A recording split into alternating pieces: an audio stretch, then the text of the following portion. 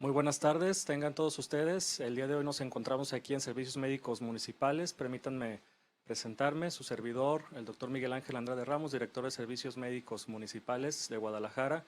Asimismo nos acompaña la doctora Blanca Rubí Martínez, quien es médico urgencióloga de aquí de la unidad Delgadillo Araujo, y a su vez también nos acompaña el doctor Héctor Ramírez Cordero, quien es el epidemiólogo de los Servicios Médicos Municipales de Guadalajara. Comentarles que pues el día de hoy en nuestra ciudad estamos viviendo una situación, un fenómeno correspondiente a la enfermedad del dengue, y me gustaría contextualizar un poco en respecto a lo que es el dengue. El dengue es una enfermedad viral, como bien se sabe, es una enfermedad que es transmitida por un vector, específicamente por las hembras, mosquitos de tipo o de género Aedes aegypti, y que finalmente pues es una enfermedad que puede afectar distintos órganos y tejidos a nivel corporal. Los principales síntomas los veremos a continuación, que indagará un poquito más a profundidad el doctor Héctor Ramírez Cordero. Mencionarles que es un fenómeno que se ha visto en otras partes, incluso del mundo, en Brasil, en algunos países también de Sudamérica y Centroamérica, y pues que desafortunadamente en este momento nos está afectando a la ciudad de Guadalajara, y es por eso muy importante recalcar recomendaciones en particular para todas las ciudadanas y los ciudadanos de nuestra ciudad para que nos ayuden también, puesto que es un tema que en este momento es de responsabilidad mutua en relación a muchas acciones que nos pueden ayudar ustedes como ciudadanos, y sobre todo las acciones también que se deben de hacer si alguna persona, algún familiar ya en su casa ha padecido esta enfermedad. Le cedo el uso de la voz al doctor Héctor Ramírez Cordero. Muchas gracias. Muy buenos días a todos. Miren, dengue, ¿qué es? Ya lo comentaba el doctor, esta enfermedad que nos está atacando en este momento, pero ¿cómo saber yo que tengo dengue? Primero y muy importante, tenemos que insistir el no automedicarse, acudir al médico para que nos haga el diagnóstico y establecer entonces sí el saber que tenemos dengue. Pero nosotros, ¿cómo vamos a poder saberlo? Uno, presencia de fiebre. El familiar y el propio paciente tenemos que reconocer, uno, la presencia de fiebre, que puede ser hasta 40 grados.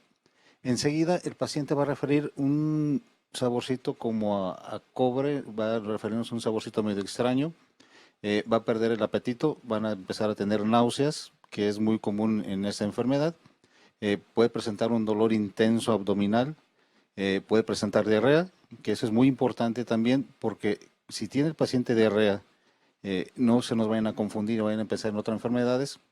El paciente va a sentir dolor, un dolor intenso de cabeza, le van a doler los ojos, el paciente se va a quejar mucho, se va a sentir muy mal. Todos los familiares podemos reconocer en el paciente porque es una actitud de me duele, no me puedo levantar, no tengo hambre. Entonces hay que apoyar mucho al paciente y esto es muy importante reconocerlo. Y tenemos que entender que el paciente enfermo pues no tiene ganas de comer, se siente muy mal y eso es lo primero que tenemos que evitar. Es muy importante que en un paciente con dengue empecemos a estimular que empiece a comer de manera muy lenta porque el paciente va a tener náuseas y las náuseas se van a quitar solamente comiendo. Es muy importante que pensemos en esto porque si suspendemos la alimentación, el paciente va a tener más náuseas, menos va a querer comer y va a ir empeorando su cuadro. Tiene que tomar abundantes líquidos. Recordemos que el dengue deshidrata y deshidrata de una manera muy importante. Hablamos de hasta 8 litros que tiene que tomar de líquidos por día para que el paciente se rehidrate como corresponde. O sea, si no toma líquidos, el dengue lo va a ir deshidratando más y el cuadro va a ir empeorando, los dolores, la sensación de malestar van a ir en incremento. Entonces, muy importante consumir bastantes líquidos y comer en pocas porciones, que también eso es muy importante. Al paciente hay que darle de comer, pero no las 3 veces que estamos acostumbrados. Si al paciente le presentamos un plato de comida, como dicen, le va a dar en cara, no va a querer comer, va a perder más el apetito. Tenemos que reconocerlo y tenemos que apoyar a este paciente que tiene dengue y empezarle a dar comida poco a poco, poco a poco. Es la única manera que el paciente va a empezar a querer nuevamente ingerir alimentos. Esto lo tienen que tener muy en cuenta y es un trabajo que no es exclusivo del paciente. Los familiares, por favor, apóyenlos porque el paciente por sí solo no va a querer hacerlo y esa es una labor fundamental de familia para que le estén insistiendo poco a poco, come y tome líquidos constantemente. Creo que de esa manera podemos hacer un abordaje inicial de lo que es el problema de dengue. Por aquí tenemos algunas preguntas eh, que nos están mandando. ¿Qué alimentos debemos evitar? Porque sí estamos hablando ahorita de qué tenemos y que tenemos que estar comiendo. Pero número uno, betabel, por favor, no lo consuman. Porque si comen betabel, ¿qué va a pasar? El paciente va a empezar a orinar de color oscuro y vamos a suponer los médicos que está sangrando. Entonces, por favor, el betabel no lo consuman. Eh, Azúcares totalmente prohibidos. Nada de azúcar, absolutamente nada, ningún alimento que contenga azúcares. Por ejemplo, estamos hablando ahorita de tomar líquidos. Eh, pero dentro de los líquidos, totalmente prohibidos los refrescos, totalmente prohibidos los enlatados que contienen una gran cantidad de azúcares. Tienen que tomar suero oral, que es el indicado para estos casos, y agua natural. Quizás puedan hacer alguna agüita de frutas naturales sin azúcar para estar combinando y alternando para que el paciente lo pueda ir tomando trago a trago. Eh, ¿Qué más puede consumir?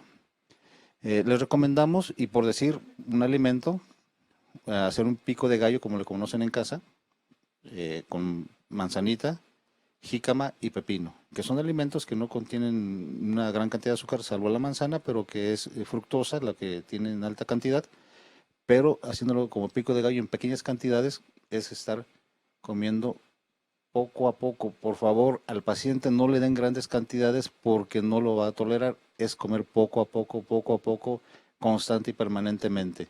¿Qué más podemos agregarle? Verduras. ¿Qué tipo de verduras podemos consumir? Chayote, zanahoria, calabacita, brócoli, que tiene también un alto contenido nutricional, y por supuesto las legumbres. Esto es lo que el paciente sí le podemos dar. ¿Qué no puede comer? Y por favor le recomendamos no hacerlo también.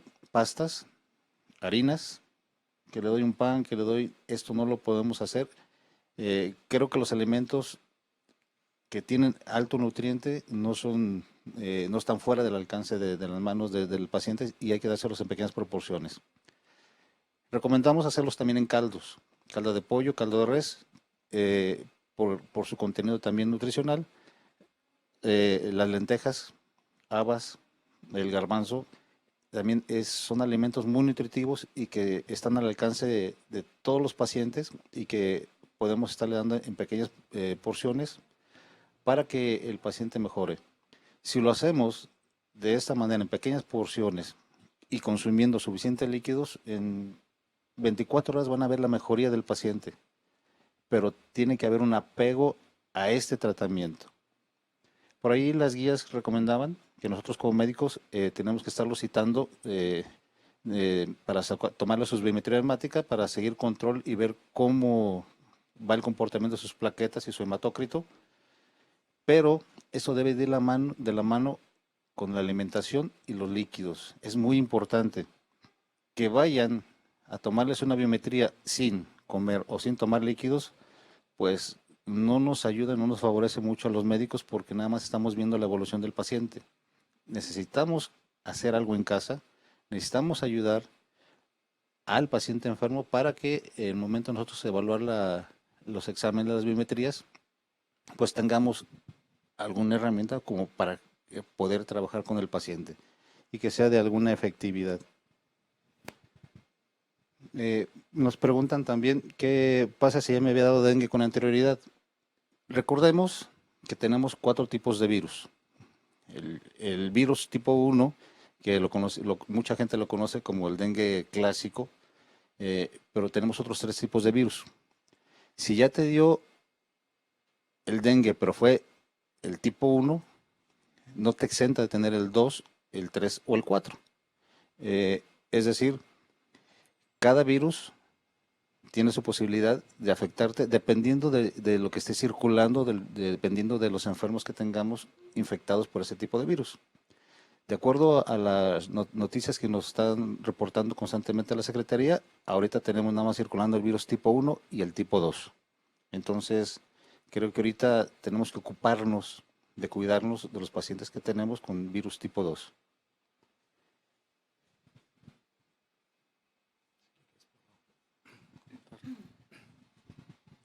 Insistirles a los ciudadanos que nos ayuden en 3 recomendaciones principales, aunado a lo que claramente nos ha comentado el doctor Héctor Ramírez Cordero.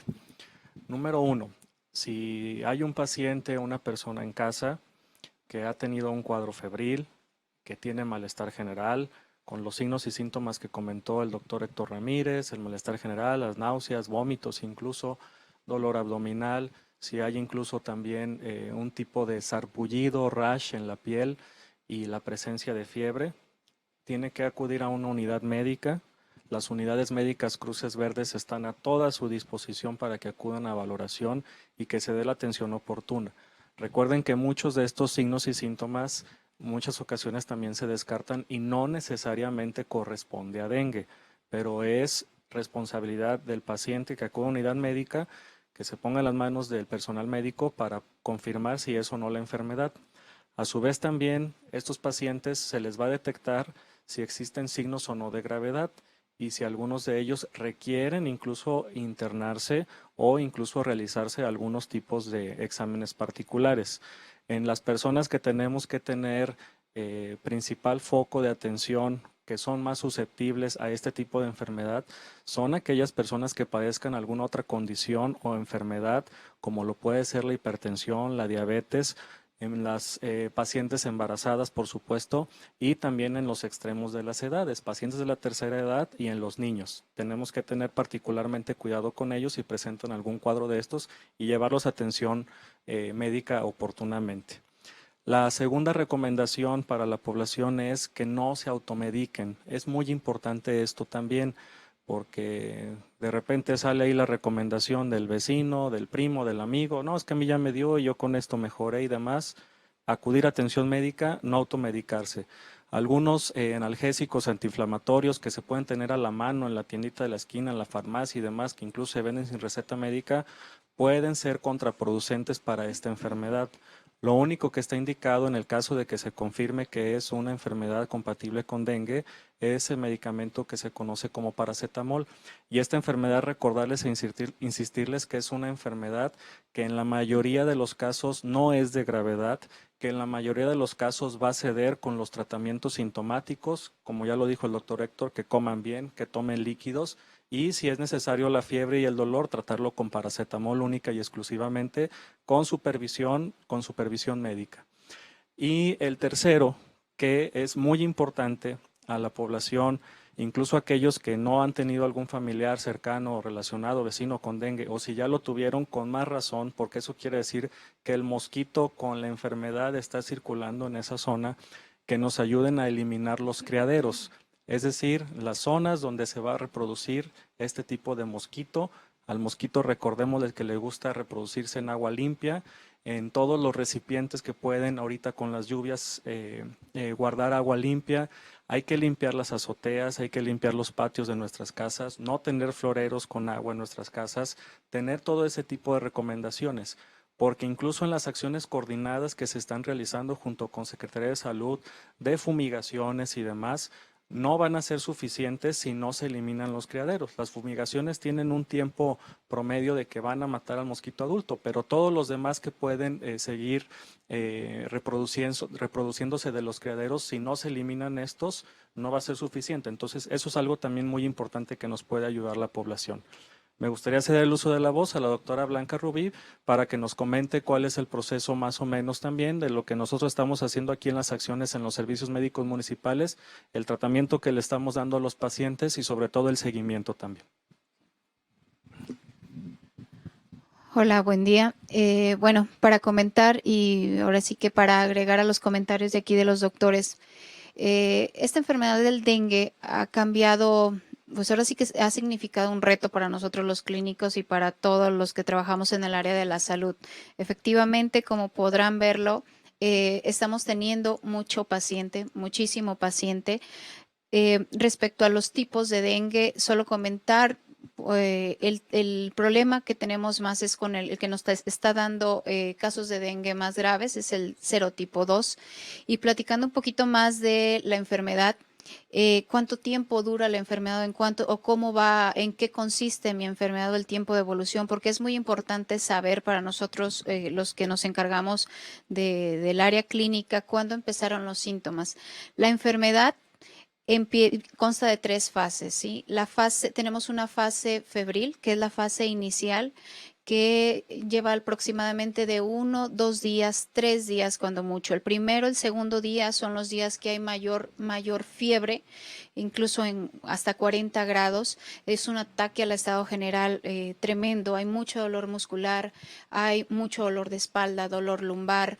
Y se llega el segundo día, el tercer día ya la fiebre es más tolerable, es más fácil su control, pero viene la fase crítica. Mucha gente piensa que como ya le está pasando la fiebre, le pasa un poco el malestar, ya está pasando el cuadro. No, realmente está entrando a la fase crítica. Incluso cuando usted se tome los laboratoriales, puede aparecer relativamente normales o incluso un poco elevados, lo que le llamamos leucocitosis, pero después viene lo que es como una bajada de todas las series plaquetarias, de las plaquetas, que ya es en la fase crítica, que aproximadamente estamos hablando del día cuarto hasta el día séptimo, es donde las plaquetas se van a ir por los suelos. Los leucocitos, que son las células de defensa, también van a bajar y la gente o anteriormente estábamos muy preocupados por los niveles de plaquetas que estábamos teniendo. Ahorita ya no. La enfermedad ha cambiado tanto que nos estamos enfocando más, primera, en el estado clínico del paciente. A mí no me interesa si el paciente llega con 100,000 plaquetas, pero veo que ha dejado de orinar, está con unos vómitos incontrolables. El dolor abdominal es un dato muy importante a tener en cuenta y a revisar porque nos habla de que estamos teniendo una vasodilatación, o sea, una salida de líquidos hacia un espacio donde estamos perdiendo todavía más líquidos de nuestra circulación, de nuestros vasos sanguíneos, por así decirlo, ¿no? Entonces es bien importante que lo que es la fase febril, la hidratación sea lo más intensa que se pueda para alcanzar a compensar lo que es la fase crítica. De por sí en la fase crítica vamos a tener una vasodilatación, unas pérdidas de líquidos muy intensas, sumándole las pérdidas que tenemos por fiebre, pues los volúmenes o las pérdidas van a ser intensas. De ahí que nuestro criterio para hospitalizarlos independientemente de las plaquetas es el estado clínico. Estamos hablando de cuánto trae de presión arterial, cuánto viene de frecuencia cardíaca, el estado febril, si es un paciente que no tolera la vía oral, las evacuaciones diarreicas, todo eso estamos teniendo en cuenta, le llamamos nosotros dengue con datos de alarma. Es dengue sin datos de alarma y dengue con datos de alarma. Anteriormente teníamos una clasificación que era dengue clásico, dengue hemorrágico. Ahorita incluso el sangrado que pudiera presentarse en las encías, la gingivorragia, nosotros como médico le decimos, lo estamos tomando sí como un dato de alarma, pero lo pasamos dentro del mismo cuadro clínico de dengue con datos de alarma para ingresarlos a vigilancia y hospitalización. Posteriormente ya viene, regresándome a lo de las etapas, viene la fase crítica que les comentaba, que es del día cuarto hasta el día séptimo o octavo, y viene una fase de recuperación donde teóricamente espero que mis niveles de células, incluidas las plaquetas, empiecen ahora sí que a elevarse. ¿En cuánto tiempo se van a elevar? Estamos hablando que el periodo de la enfermedad puede durar hasta 3 semanas. A los 15 días apenas van a ir recuperándose las plaquetas. El volumen de hematócrito y de hemoglobina tiene que regresar a sus volúmenes normales. Estamos pensando, ya los pacientes cuando están muy deshidratados, la hemoglobina y el hematócrito son los que suben, y con una adecuada hidratación estamos esperando que mejoren. Y bueno, esta fase de recuperación ya el paciente casi va a estar asintomático.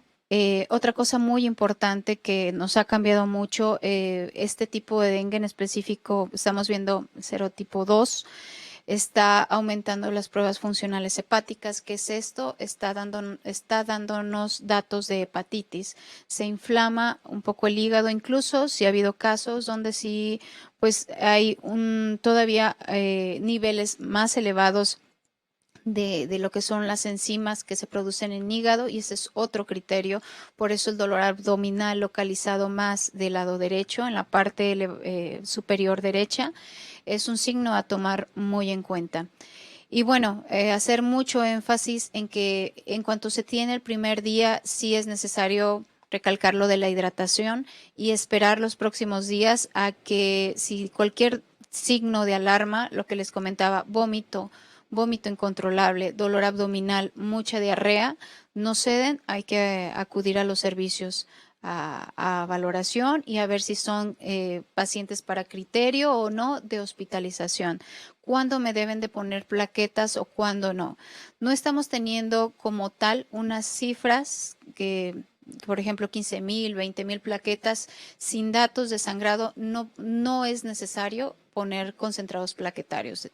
Hay que cuidar mucho todos estos paquetes de concentrados plaquetarios que tenemos para las personas que realmente estén teniendo datos de hemorragia severa.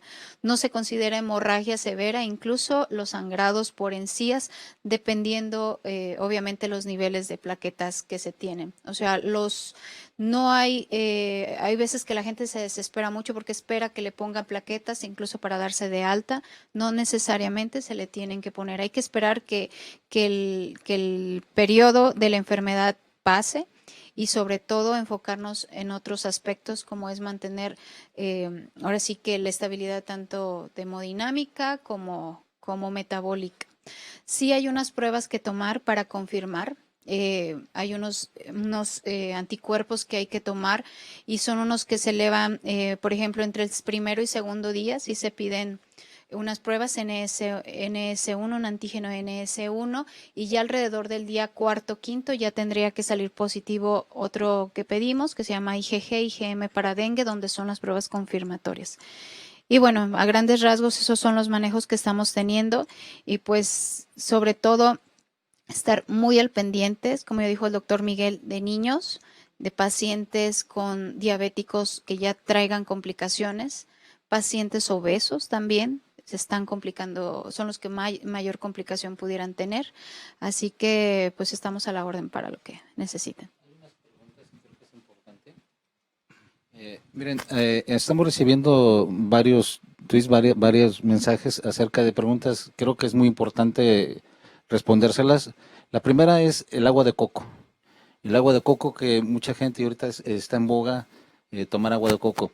Miren, el agua de coco funciona por una pequeña razón, es líquido.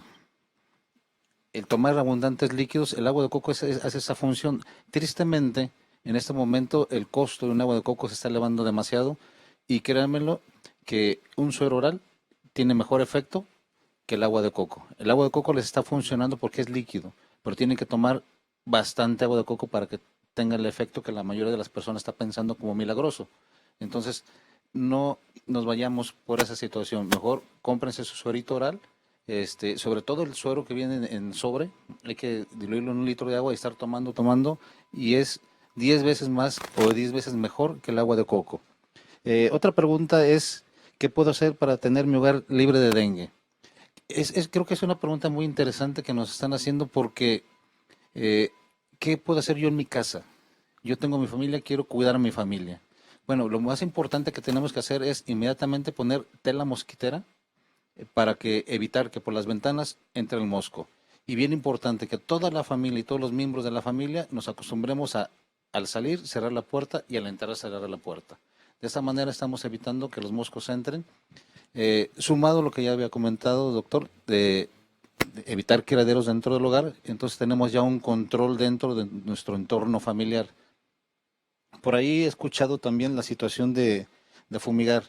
Miren, los fumigantes tenemos que reconocer que tienen efectos diferentes y se utilizan de manera muy diferente. Hay insecticidas que las pequeñas partículas permanecen en el aire y es la manera como dañan al mosco. Entonces es un error que nosotros utilicemos, digo, no quiero decir marcas, pero algún spray y estamos fumigando en la sala pensando que vamos a eliminar el mosco de manera efectiva. No, no funciona así. Podemos utilizar cualquier insecticida siempre y cuando lo dirijamos a las zonas donde tiene su hábitat del mosco. El hábitat del mosco es en los lugares oscuros.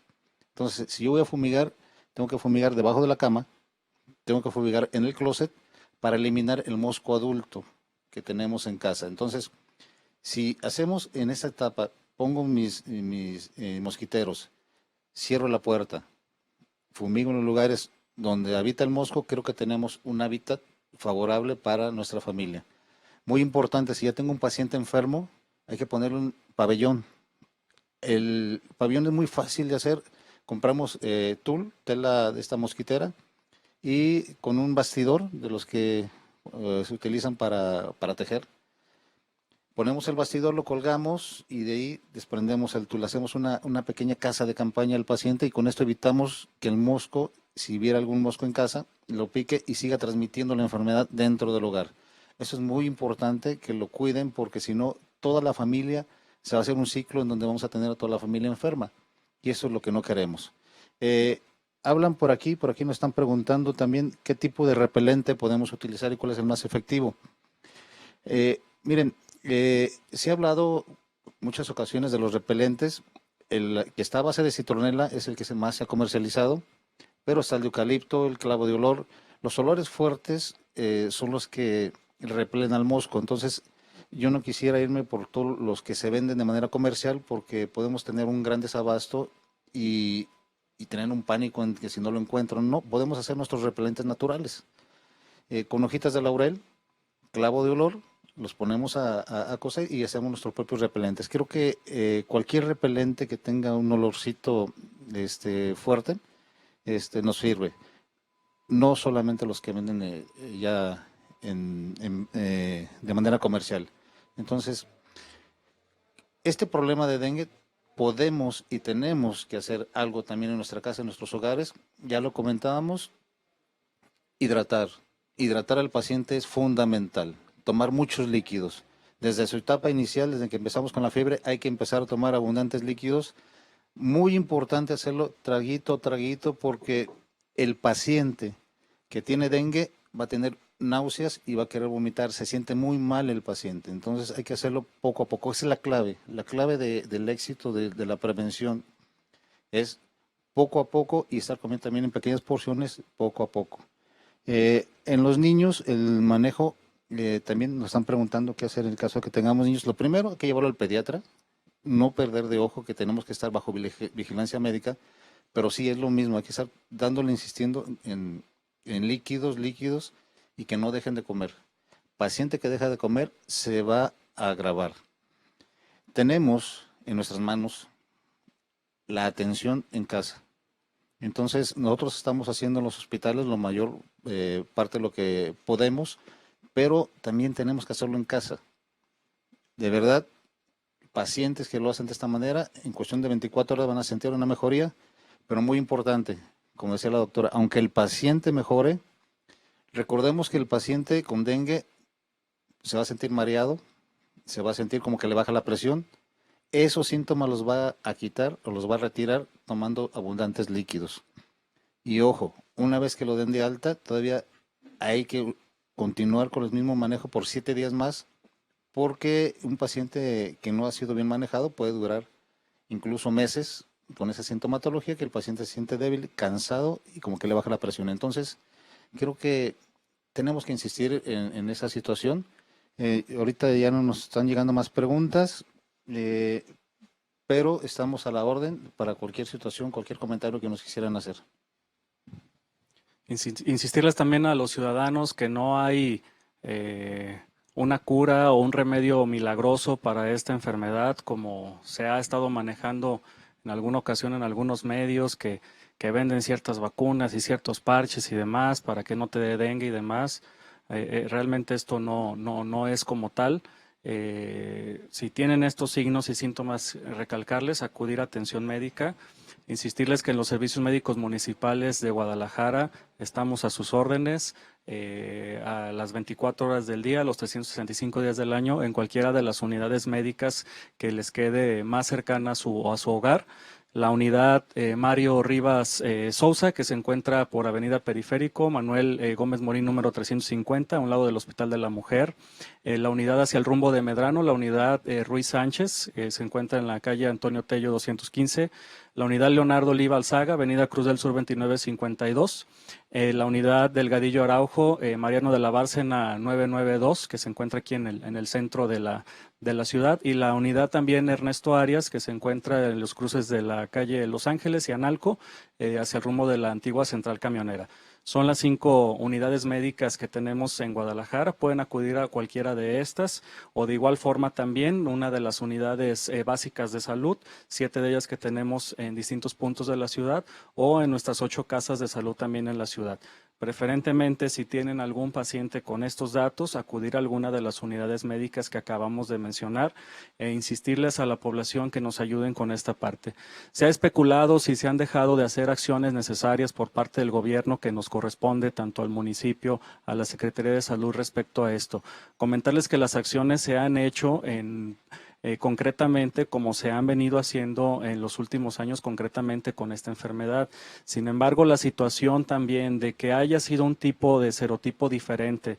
Hace 2 años era el serotipo 2 solamente en el 7% de los casos, ahorita es el 75% de los casos. Entonces es una condicionante por la cual también este serotipo, otro factor importante es que se ha hecho o ha creado cierta resistencia también a ciertos fumigantes. La estrategia también ha sido ahí cambiar ciertos fumigantes, pero también insistir con esto, si no eliminamos los criaderos de casa, de los patios, la basura del día a día que se puede acumular en cada uno de nuestros hogares, tenemos que insistir y reforzar esfuerzos con esta parte para poder combatir esta enfermedad. Y recalcarles que estamos a sus órdenes en cualquiera de las unidades. No sé si hay más preguntas.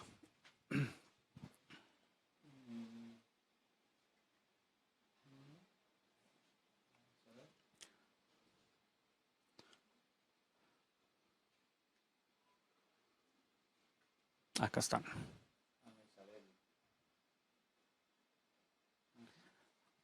Ana Isabel pregunta cómo atoco los trastornos que me dejó el dengue. ¿Es verdad que ya no puedo recuperar mi masa corporal?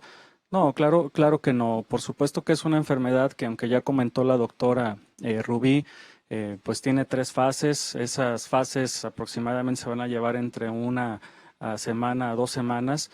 Puede haber incluso una fase dentro de la fase de recuperación en la cual puede tardar un poco más, entre 1 y 2 semanas anexas a estas, en las cuales el paciente todavía puede tener algunos signos y síntomas compatibles con cansancio, con fatiga, con debilidad, con cierto también dolor ya en menor proporción de articulaciones, en músculos. Sin embargo, si perdieron masa corporal, como nos comenta esta persona, se va a recuperar comiendo adecuadamente y posteriormente va a tener un adecuado estado de salud. Comentarles que, insistirles, la mayoría de esta enfermedad, la mayoría de los casos no va a ser de gravedad y en aquellos de gravedad que tienen criterios de hospitalización, bueno, se dará el manejo correspondiente también. Recordarles de los síntomas que podemos decir que quedan del dengue es la debilidad y mareos y es lo único. Tomando líquidos y comiendo, como dice el doctor, se le van a retirar. Alguna otra sintomatología hay que acudir a su médico para que diagnostique. Recordemos que seguimos siendo personas, seguimos siendo seres humanos y podemos adquirir cualquier otra enfermedad. Lo mejor es que acudan al médico para que haga el diagnóstico. Por aquí también me preguntan acerca del rash. El rash y la comezón, sí le puede persistir y va a durar en diferentes días, diferentes formas a las personas de acuerdo al grado de la atención que hayan tenido. Una paciente que no estuvo tomando suficientes líquidos, el rash va a ser más marcado y va a dar mucho más comezón. Entonces hay que estar tomando bastantes líquidos. El tiempo de duración también va a depender de eso, de cómo se atiendan y cómo se cubren. Nuevamente nos preguntan cuánto nos va a durar los síntomas. Sobre todo quiero insistir que el mareo, el cansancio es el síntoma que prevalece, pero igual hay que seguir comiendo y hay que seguir tomando líquidos. ¿Es mortal el dengue? Depende de cada uno de los pacientes. Si el paciente come bien, se alimenta bien y toma suficientes líquidos, no tiene por qué ser mortal. Si te salen grietas dentro de la boca, ¿qué debo usar? Recordarles, y quiero insistir, acerca de la hidratación. Un paciente va a tener sus grietas si se deshidrata. Que tome suficientes líquidos y esto no va a pasar. Entonces al paciente que me dice que tiene grietas, yo le recomiendo siga tomando bastante agua para que se rehidrate y sus mucosas se vuelvan a hidratar.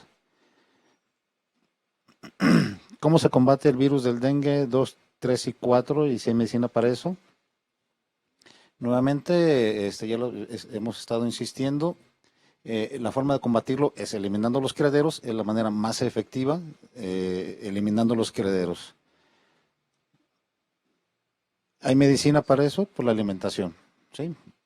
Insistiendo un poquito en eso, en lo que nos preguntan de dónde se forma el mosquito del dengue, es importante insistir y recalcar en esto de eliminar los criaderos.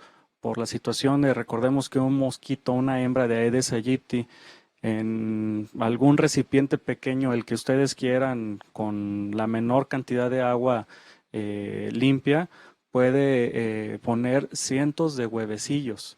Entonces, la fase de formación de estos nuevos mosquitos, la fase larvaria, la fase de la pupa, posteriormente para que se reproduzcan estos moscos, pues entonces realmente es muy importante, se reproducen muchísimos y si no eliminamos esos criaderos, pues vamos a tener este problema en relación que incluso por más fumigación que se dé no va a ser en un momento dado suficiente si no eliminamos los criaderos.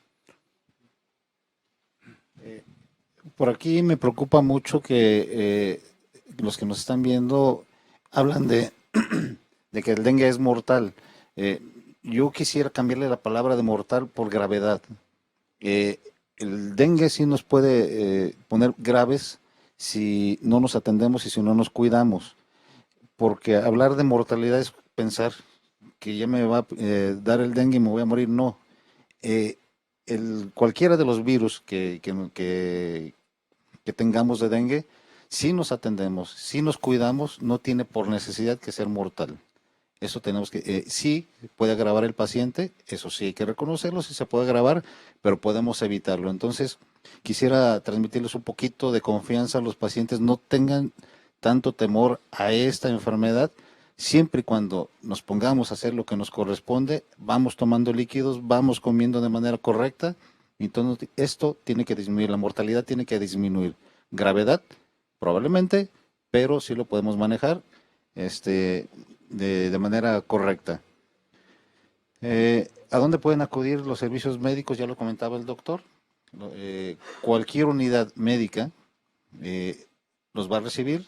Los servicios médicos, servicios médicos municipales, estamos recibiendo a todos los pacientes. Tenemos las puertas abiertas. Y en el hospital Soquipan, todas las unidades de la Secretaría de Salud también están recibiéndolos. Entonces, tenemos bastantes lugares donde podemos acudir para hacer diagnóstico y ser manejados sin mayor problema. El mejor repelente insecticida, ya les comentaba, en base a la experiencia, todos funcionan como repelentes, pero tienen un periodo nada más de durabilidad y todos tienen un periodo de durabilidad. Es decir, cualquier repelente que yo me ponga va a depender de qué tanto sudo, qué tanta actividad tengo. Si tenemos un promedio más o menos de unas 4 horas de duración. Si yo me pongo en la noche y pienso que me va a durar hasta en la mañana, no. O sea, desgraciadamente la ropa de cama o si estoy trabajando el pantalón el sudar, me va a disminuir el concentrado del repelente, entonces hay que estar aplicándolo constantemente este repelente, ¿no? Que creo que es lo que podemos aportar en esta pregunta. Con lo de mortal, pues no quisiera insistir ya mucho, creo que Recalcarle a la población que, pues claro está, aunque es una enfermedad que pudiera en algún momento, afortunadamente muy, muy raro y con una tasa muy, muy baja, ocasionar la muerte de un paciente. Afortunadamente los servicios médicos municipales hemos atendido algunos casos de gravedad, pero no hemos tenido alguna defunción al momento. Y ahí pues también distinguir la situación de que por supuesto que de las muertes o fallecimientos de alguna persona que puede ser con dengue o por dengue, ¿de acuerdo? Si una condición anexa, arbitraria o una enfermedad adyacente que tenía el paciente y que dio la situación de que en ese momento tenía alguna fase de la enfermedad, digo, no necesariamente se va a atribuir a dengue como tal. Hasta el momento, en las cifras oficiales, afortunadamente solo ha habido dos fallecimientos, algunos otros están en estudio, pero comentarles que esta es una enfermedad que no es mortal en la mayoría de los casos. miren, por aquí nos preguntan acerca de cómo identificar el mosquito del dengue.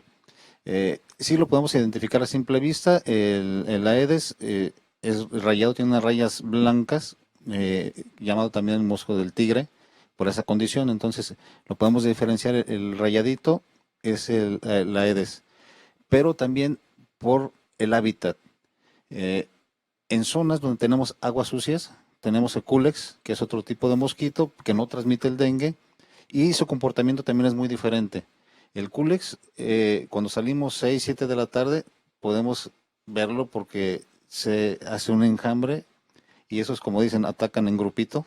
Este, matamos y siguen los moscos. Es muy, muy molesto el Culex. Y el Aedes generalmente es un poco más solitario y habita lo que yo les comentaba hace unos momentos en los lugares oscuros, debajo de la cama. Y es el clásico que uno está dormido y es el zumbidito que está oyendo en las noches. Entonces podemos identificarlo por su costumbre, por su hábitat y su lugar también donde se reproduce. El Aedes entonces es en aguas limpias, como ya lo comentaba el doctor, y el Culex es en aguas sucias, en los arroyos y aguas sucias, ¿no? Donde más se reproduce. ¿El mosquito contagia de la enfermedad del dengue afecta a los animales? Es una pregunta que algunas personas me han hecho y no tenemos ningún estudio acerca del dengue en animales. Entonces, yo en lo personal no me atrevería a emitir algún juicio porque no es algo que hayamos abordado de manera concreta, pero hasta el momento no tenemos ninguna evidencia que así suceda. ¿Existe un dengue asintomático? No. Tenemos Zika que sí puede cursar un periodo asintomático que es transmitido también por vector, pero en dengue, hasta el dengue que todo el mundo conoce como clásico, pues es un dolor intenso y fiebre, entonces no hay ahorita ninguno que curse asintomático. Quizás en algún paciente, quizás el paciente tenga la fortaleza y lo haya pasado, pero en general no, esto no pasa así.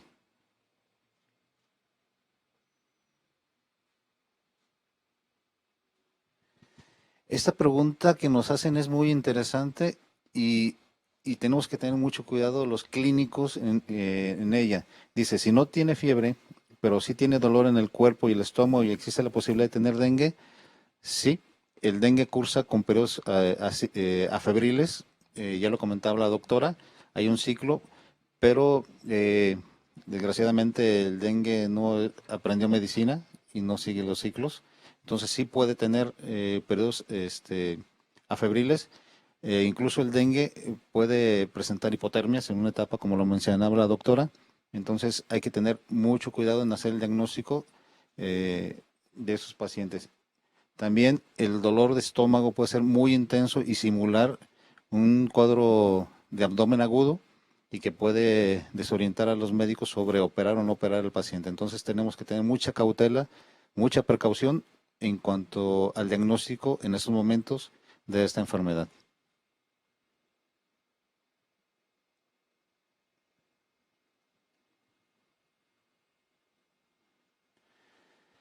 Hay repelentes para bebés, pues el repelente es universal. Y el complejo B, que también es una pregunta muy común.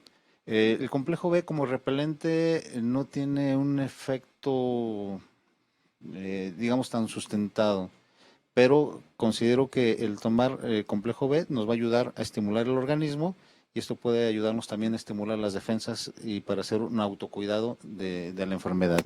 Entonces, complejo B también yo les recomiendo porque hay diferentes marcas, diferentes precios.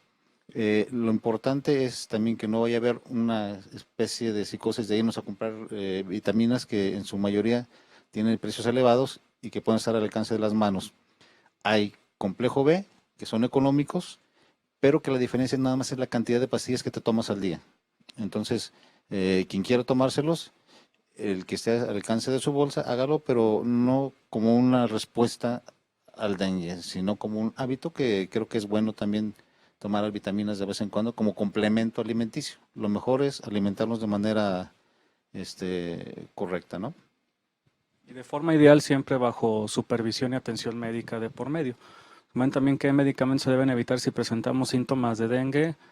Comentar e insistir, acudir a atención médica si se presenta fiebre, los signos y síntomas correspondientes que ya mencionamos. Y el área médica ya nos dirá qué medicamentos deben de seguir o no de respecto a dengue. En ocasiones alguna fiebre o alguna persona se puede alarmar, es que tengo fiebre, acude a atención y ni siquiera se ha tomado como tal o se ha determinado directamente que realmente hay una temperatura elevada. Finalmente se confirma, se descarta y como comentarles, en alguno de los casos resulta que era otra infección viral, nada que ver con el dengue o una infección de vías respiratorias, garganta, etcétera, o una infección gastrointestinal y no tenía que ver absolutamente con dengue, nada con dengue. Si se detecta dengue, la recomendación o el medicamento de forma ambulatoria, también de igual forma bajo supervisión médica, no porque estemos comentando que el paracetamol, pues que vayan a ir todas las personas a comprar paracetamol y tomárselo inmediatamente, no, simple y sencillamente debe de estar bajo supervisión médica y tratar de evitar otros analgésicos o antiinflamatorios. Por poner un ejemplo, el ácido acetilsalicílico, la aspirina o otro tipo de analgésicos antiinflamatorios, porque este tipo de grupo de medicamentos puede tener interacción con las plaquetas.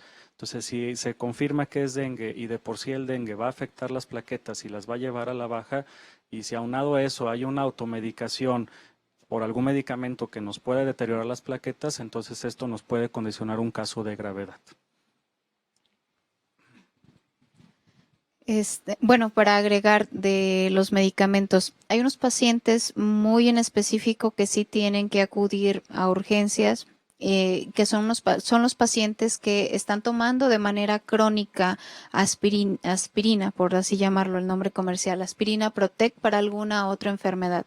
Tenemos tanto paciente con enfermedades crónico-degenerativas que en su mayoría, muchos tienen ya de manera fija aspirina como diario. Y hay otro medicamento también que si no se les da aspirina o se les puede dar incluso los dos, el más común es el clopidogrel que están tomando pacientes que ya tuvieron algún infarto, incluso pacientes hipertensos, pacientes que tienen colesterol y triglicéridos altos. Muchas ocasiones se les da este tipo de antiagregantes.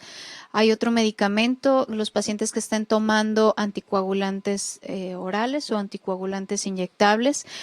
Una consideración muy específica, una vez que se diagnostica o se inicia con la sintomatología sospechosa de dengue, hay que evitar las inyecciones. Todo lo que sea inyecciones intramusculares, solamente, bueno, los diabéticos que no se puede evitar sus inyecciones subcutáneas de insulina, eso es continuar, pero sí evitar inyecciones. Y de otro tipo de medicamentos, bueno, de las mamás, de lo muy común, ya comentamos que ninguno que no esté bajo supervisión, pero es muy común que se dé el Motrin, que demos la neumelubrina, eso es totalmente prohibido. O sea, aunque hay algunos, pudiéramos decir que tienen menor o mayor efecto sobre las plaquetas, lo ideal es no administrarlos.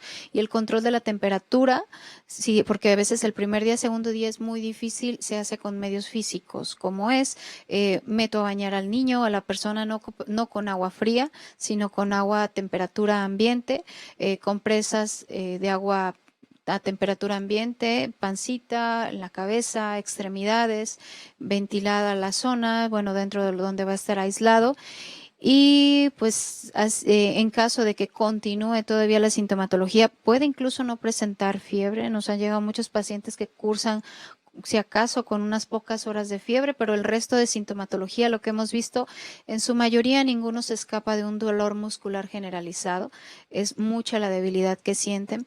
Y el dolor de cabeza que es de forma general, le llamamos olecraneana, y el dolor de ojos. No todos traen dolor de ojos, el dolor de ojos es a la movilización hacia los lados y es por la misma afectación de los músculos de los ojitos. Y bueno, pues a grandes rasgos serían los medicamentos que tendríamos que estar evitando, ¿no? Me gustaría de mi parte también concluir. Hablamos de suero, tomar mucho suero, pero por favor, todos los pacientes cuando compren algún suero comercial, identifiquen que diga, verifiquen que no tenga glucosa. Tenemos electrolitos que manejan la glucosa, esos no son buenos para el paciente con dengue. Entonces, el ideal es el sobrecito que lo vaciamos y no tiene azúcares. Entonces, todo lo que contenga azúcares, evítenlo, por favor. Eviten entonces también el azúcar en cualquiera de sus formas, puro alimento natural, alimentos nutritivos y en pequeñas porciones. La clave está en comer en pequeñas porciones, no comer abundantes. Si el médico les dice tiene que comer bien, eso no significa que coman 3 veces y mucho, no. Comer bien es comer poquito, poquito durante todo el día. Eso es clave en el manejo del dengue. De la misma manera, los líquidos tienen que ser de esa manera porque recuerden lo que el paciente tiene náuseas y no tolera los alimentos, y la mejor manera de hacer tolerancia a los alimentos es pequeñas porciones y poco a poco. Entonces, nada de azúcar, no grasas, no harinas, y el paciente va a mejorar de manera extraordinaria. La mortalidad, yo no quisiera tomarla nuevamente, insisto, las medidas de prevención y medidas de atención es en lo que debemos de creer y debemos de confiar. Y hacerlo en casa y todos cuidar al paciente. No debemos de dejar solo al paciente. Si dejamos solo al paciente, él no va a tener ganas ni de levantarse ni de ir por el vaso de agua. Tenemos que apoyarlo, tenemos que estarle hidratando. Y si lo hacemos, en las primeras 24, 48 horas el paciente va a mejorar. Y ya para finalizar, insistirles a atención médica oportuna, acudir a sus unidades médicas. En los servicios médicos municipales estamos a sus órdenes, no automedicarse y que nos ayuden a eliminar los criaderos en sus casas, en sus azoteas y en sus patios. Muchas gracias.